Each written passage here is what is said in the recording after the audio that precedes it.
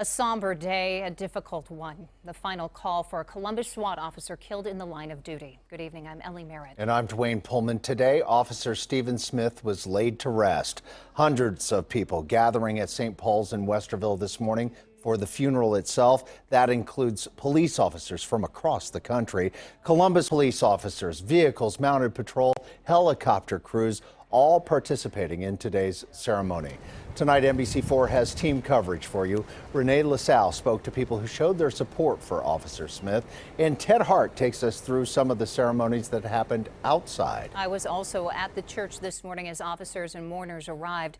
An emotional day at this service. Smith was remembered as an exemplary officer with a flawless record, a man of courage, always striving to do his very best, a man called to be an officer, to serve and protect, and a man who never said no to his family or co-workers.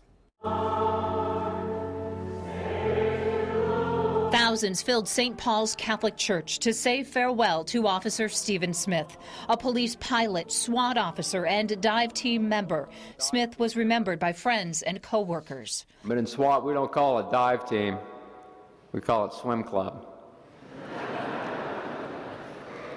And whenever you'd have a dive team call out for a recovery mission, he didn't become Smitty anymore. He didn't become Smitty Badger. I'll get to that later. He became Scuba Steve. And he was always up for adventure and challenge. Columbus Police Chief Kim Jacobs said that Smith's positive attitude was infectious and his career represented the best of Columbus Police. Smith lived up to the motto, to protect and serve. He was called to be both a guardian and a warrior, battling crime and chaos with compassion and restraint. Steve took a stand, and he stood tall with others committed to keeping the peace.